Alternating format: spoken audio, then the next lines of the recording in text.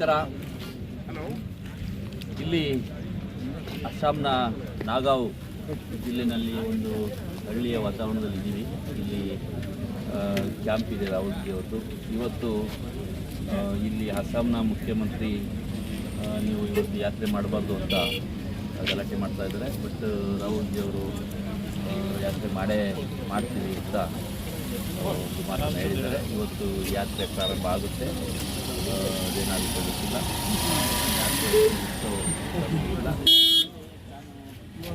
ಎಲ್ಲ ನೋಡ್ತಾ ಇದ್ದೀವಿ. ನಮ್ಮ ಮಂಡ್ಯ ಜಿಲ್ಲೆಯ ವಾತಾವರಣ ಇದೆ. ಎಲ್ಲ ಕಡೆ ಗದ್ದೆ ಇದೆ, ಭತ್ತ ಜಾಸ್ತಿ ಬೆಳೀತಾರೆ. ಇಲ್ಲಿ ಅಸ್ಸಾಂ ಮತ್ತು ಮಣಿಪುರ, ನಾಗಾಲ್ಯಾಂಡಲ್ಲೂ ಕೂಡ ಹೆಚ್ಚು ಭತ್ತ ಬೆಳೀತಾರೆ. ಇಲ್ಲಿ ನಾವು ಊಟದ ವ್ಯತ್ಯಾಸ ಏನು ಕಾಣಲಿಲ್ಲ. ನಾವು ಮಂಡ್ಯ ರೀತಿಯೇ ಅನ್ನ ಡೈಲಿ ಅನ್ನ ಊಟ ಇರ್ತಿತ್ತು, ಚಪಾತಿ ಇರ್ತಿತ್ತು. ಹಾಗೆ ಇಲ್ಲಿ ವಾತಾವರಣ ಕೂಡ ಒಂದು ರೀತಿ ಅಸ್ಸಾಂನಲ್ಲೂ ಕೂಡ ವಿಶೇಷವಾಗಿದೆ.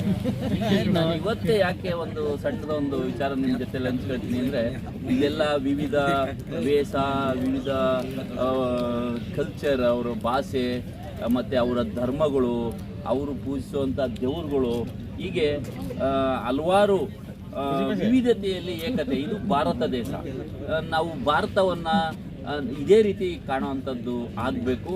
ಇಲ್ಲಿ ಸನಾತನ ಧರ್ಮ, ಈ ಮನುವಾದಿಗಳು, ವಿಶೇಷವಾಗಿ ಈ RSSನವರು ಇವತ್ತು ಏನೆಲ್ಲ ದ್ವೇಷದ ರಾಜಕಾರಣವನ್ನು ಮಾಡಲಿಕ್ಕೆ ರಾಜಕಾರಣವನ್ನು ಬೆರೆಸ್ತಾ ಇದ್ದಾರೆ. ಮತ್ತು ನಾನು ಒಂದು ವಿಡಿಯೋ ನಿಮ್ಮ ಜೊತೆಗೆ ಹಾಕ್ತೀನಿ. ರಾತ್ರಿ ಯಾವುದೋ ಒಂದು ವೈನ್ ಶಾಪ್ಗಳು ಕೂಡ, ಚಿಕನ್ ಅಂಗಡಿ, ವೈನ್ ಶಾಪ್ಗಳಲ್ಲಿ ಸರಾಯಿ ಅಂಗಡಿ ಎಲ್ಲ ಕಡೆ ರಾಮನ ಒಂದು ಬಾವುಟಗಳನ್ನು ಹಾಕಿದರು.